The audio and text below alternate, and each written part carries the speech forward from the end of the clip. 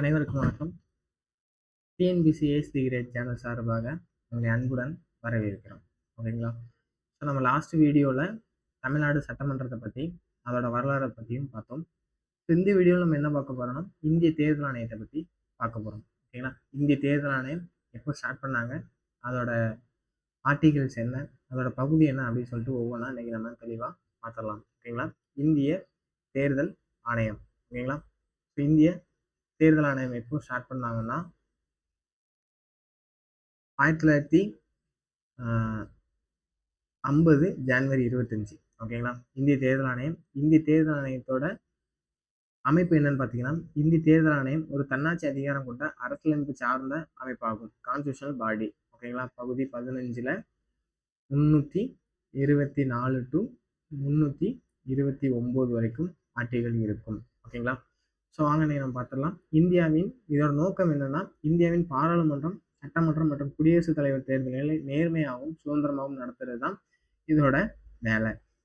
ஓகேங்களா? ஸோ எந்தெந்த தேர்தல் பார்த்தீங்கன்னா, இந்திய பாராளுமன்றம், சட்டமன்றம் மற்றும் குடியரசுத் தலைவர் தேர்தல்களை நேர்மையாகவும் சுதந்திரமாகவும் நடத்துவது. இது எப்போ ஸ்டார்ட் பண்ணியிருப்பாங்கன்னா, ஜனவரி 25, 1950. ஓகேங்களா? இந்திய தேர்தல் ஆணையத்தோட நேம் என்னன்னு கேட்டிங்கன்னா, நிர்வாச்சன் சதன். ஓகேங்களா? இதோட தலைமையகம் எங்கே இருக்குன்னா, அசோக சாலை, நியூ டெல்லியில் இதோட தலைமையகம் இருக்குது. ஓகேங்களா? நல்லா ஞாபகம் வச்சுக்கோங்க. நெக்ஸ்ட், தேசிய வாக்காளர்கள் தினம் ஒவ்வொரு ஆண்டும் ஜனவரி 25 தேசிய வாக்காளர் தினமாக கொண்டாடப்படுது. ஏன்னா அன்னைக்கு தான் இந்திய தேர்தல் ஆணையத்தை ஸ்டார்ட் பண்ணாங்க. ஸோ அதனால அதோட நினைவாக ஒவ்வொரு ஆண்டும் ஜனவரி 25 தேசிய வாக்காளர்கள் தினமாக கொண்டாடுறாங்க. ஓகேங்களா? ஸோ அது போக இப்போ இருக்கிற தேர்தல் ஆணையத்தோட நிலவரத்தை பற்றி நம்ம இன்னைக்கு ஒவ்வொன்றா பார்த்துடலாம். ஓகேங்களா? ஸோ வாங்க இன்னைக்கு நம்ம பார்க்கலாம். இப்போ யாரு முதல் தலைமை ஆணையராக இருக்காங்கன்னு பார்த்தீங்கன்னா, சுகுமார் சென். ஓகேங்களா? அவங்க தான் இந்திய தேர்தல் ஆணையத்தோட தலைமை ஆணையராக இருக்கிறாங்க. அது போக முதல் பெண் தலைமை ஆணையர் யாருன்னு கேட்டிங்கன்னா, விஎஸ் ராமாதேவி. ஓகேங்களா? இப்போ லாஸ்ட்டாக நடந்த எக்ஸாமில் இந்த கொஸ்டின் கேட்டிருந்தாங்க. ஸோ ஃபஸ்ட்டு முதல் தலைமை ஆணையர்கள் மொத்தம் எத்தனை பேர் இருந்திருப்பாங்கன்னா, ஒருத்தர் தான் இருந்திருப்பாரு. அதுக்கப்புறம் 1+2 பேராக இருந்திருப்பாங்க. ரிட்டன் ஒருத்தராக மாற்றிருப்பாங்க.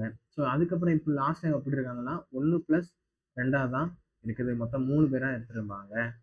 ஸோ ஓகேங்களா? தேர்தல் ஆணையத்தின் அதிகாரப்பூர்வ வாசகம் என்னன்னு கேட்டிங்கன்னா, no water to be left behind அப்படின்னு சொல்கிறாங்க.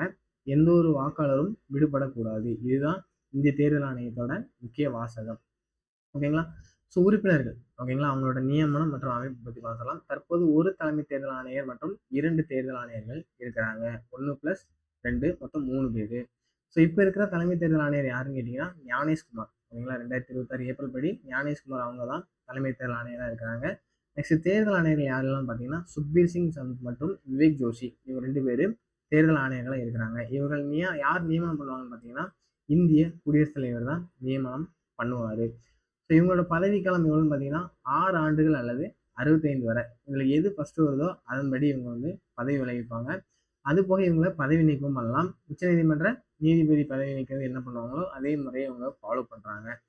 ஸோ அது போக இவங்களோட தகுதி. ஓகேங்களா? இவங்களை தேர்தல் ஆணையராக நியமிக்கிறதான தகுதி என்னன்னு பார்த்தீங்கன்னா, உச்சநீதிமன்ற நீதிபதிகள் நியமிக்கிறதுக்கான தகுதி தான் இவங்க ஃபாலோ பண்ணுறாங்க. ஆனால் அதிகாரப்பூர்வமாக இதை சொல்லலை. இவங்க அதை ஃபாலோ பண்ணுறாங்க.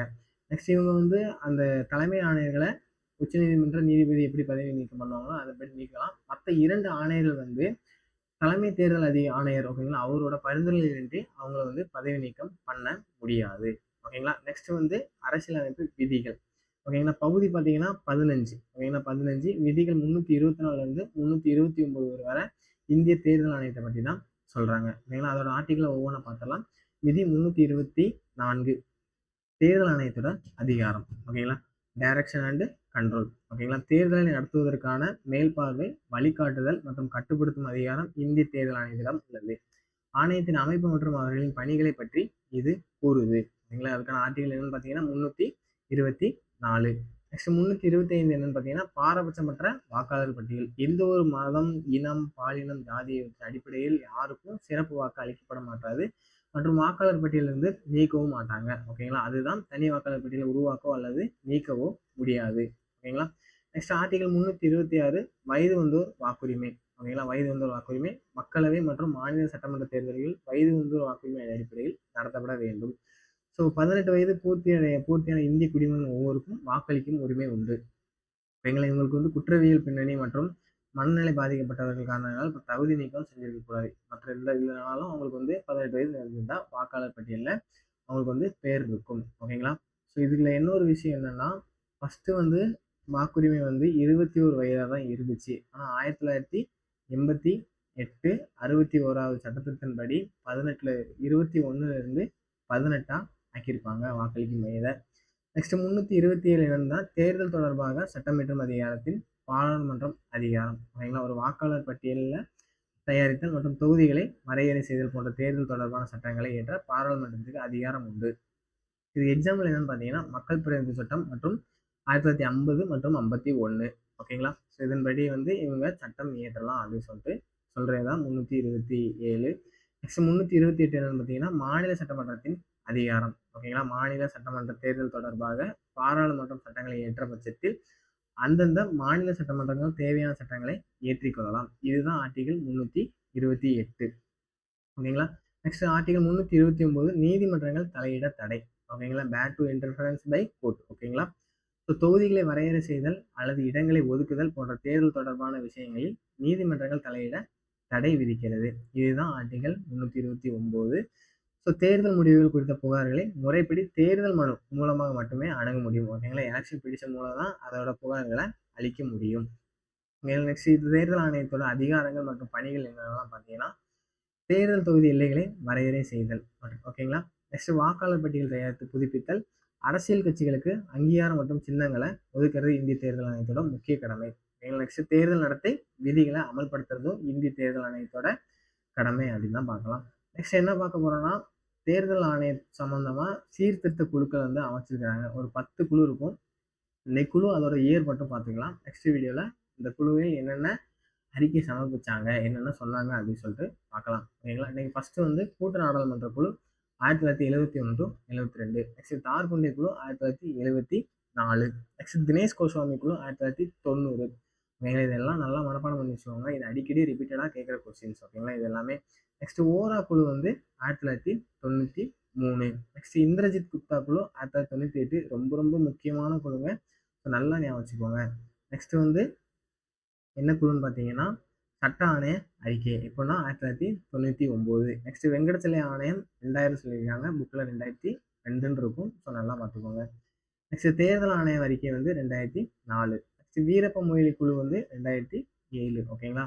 ஸோ நெக்ஸ்ட் வந்து தங்கா குழு வந்து 2010. ஸோ இந்த 10 குழு நல்லா மனப்பாடம் பண்ணி வச்சுக்கோங்க. ரிப்பீட்டடாக இதுலேருந்து கொஸ்டின் கேட்பாங்க. நெக்ஸ்ட் வந்து எக்ஸாம் பாயிண்ட் ஆஃப் வியூவில் என்னன்னு பார்த்தீங்கன்னா, 61வது சட்டத்திருத்தம். நம்ம ஏற்கனவே பார்த்தோம்ல, 61வது சட்டத்திருத்தம் 1988 வாக்களிக்கும் வயதை 21லிருந்து 18ஆக குறைத்தது. இது 1989லேருந்து நடைமுறைக்கு வந்திருப்பாங்க. ஓகேங்களா? Next EVM. ஓகேங்களா? Electronic machine. ஓகேங்களா? மின்னணு வாக்குப்பதிவு இயந்திரம் முதல்ல 1982 கேரளாவில் பயன்படுத்தினாங்க. ஆனால் இதை வந்து இந்த தேர்தலை வந்து ரத்து பண்ணாங்க. ஏன்னா இதை எந்த ஒரு அதிகாரம் உரிமை பெறவில்லை அப்படின்னு சொல்லிட்டு இந்த தேர்தலை ரத்து பண்ணாங்க. நெக்ஸ்ட் 1989 எங்கே யூஸ் பண்ணியிருப்பாங்கன்னா, டெல்லி, மத்திய பிரதேசம் மற்றும் உத்தரகாண்ட் ஆகிய தேர்தலில் யூஸ் பண்ணியிருப்பாங்க. நெக்ஸ்ட் நோட்டா 2017 பொதுத் தேர்தலில் இந்தியாவில் அறிமுகப்படுத்தியிருப்பாங்க.